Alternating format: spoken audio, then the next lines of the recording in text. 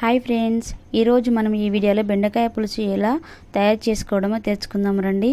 ఎంతో రుచిగా ఉండే బెండకాయ పులుసు రెడీ చేసుకోవడానికి మనకు ముందుగా కావాల్సినవి, దీనిని గ్యాస్ ఆన్ చేసేసుకొని కడాయి పెట్టేసి అందులోకి కొంచెం ఆయిల్ 2-3 స్పూన్ ఆయిల్ వేసేసి, ఆయిల్ వేడెక్కిన తర్వాత ఇందులోకి మనము కొంచెం జీలకర్ర ఆవాలు వేసేసి కొంచెం వేగించుకున్న తర్వాత ఇందులోకి మనము కొంచెం కరివేపాకు వేసుకుందాం. కరివేపాకు కొంచెం వేగిన తర్వాత మనకు ఇలా కనిపిస్తుంది. ఇలా కనిపించిన తర్వాత ఇందులోకి మనము కొంచెం దంచి పెట్టుకున్న వెల్లుల్లి వేసేసుకుందాం. వెల్లుల్లి వేగిన తర్వాత అందులోకి మనం కొంచెం దంచుకొని పెట్టుకున్న అల్లం వేసేసి బాగా కలుపుకుందాం.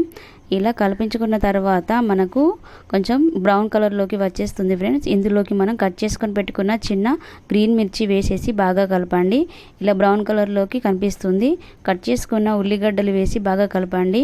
మన బెండకాయలు ఇందులో మనం ఇలా వేగిన తర్వాత ఇందులోకి మనం బెండకాయలు వేసేసి ఈ మసాలా అనేది బెండకాయలకు కొంచెం పట్టేటట్టుగా మనం కలుపుకుందాం. కొంచెం ఒక 5 మినిట్స్ మూత పెట్టేసుకొని ఉంచుకుందాం. 5 మినిట్స్ మూత పెట్టేసుకొని ఉంచుకున్న తర్వాత ఇలా ఉంటుంది ఫ్రెండ్స్.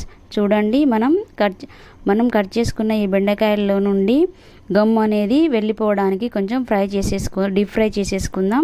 డీప్ ఫ్రై చేసుకునే కంటే ముందు మనం కొంచెం పసుపు, ధనియాల పొడి, కొబ్బరి పొడి వేసి బాగా కలిపేసుకుందాం. ఇలా మనం ఈ మిశ్రమాన్ని కొంచెం బాగా బెండకాయలకు పట్టేటట్టుగా మనం కొంచెం కలిపేసుకొని ఫ్రై చేసేసుకుందాం. ఇందులో చూడండి, రుచికి సరిపడా కొంచెం మనం ఉప్పు వేసేసుకుందాం. ఉప్పు వేసేసుకున్న తర్వాత కలుపుకొని 2 మినిట్స్ మూత పెట్టేసుకుందాం.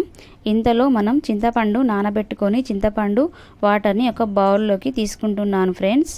చూడండి, మనం ఇలా ఉంటుంది. మన చింతపండు బౌల్లోకి వచ్చిన తర్వాత ఇందులో మనం దీనికి ముందుగా మూత పెట్టేసుకున్న దానిని ఒక మూత తీసి చూసేయండి.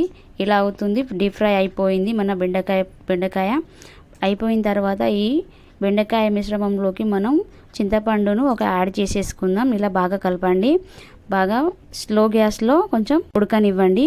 ఉడికించిన తర్వాత దీనిని చూడండి, ఇలా ఉంటుంది. గ్రేవీ అనేది బాగా ఉడికించుకుందాం.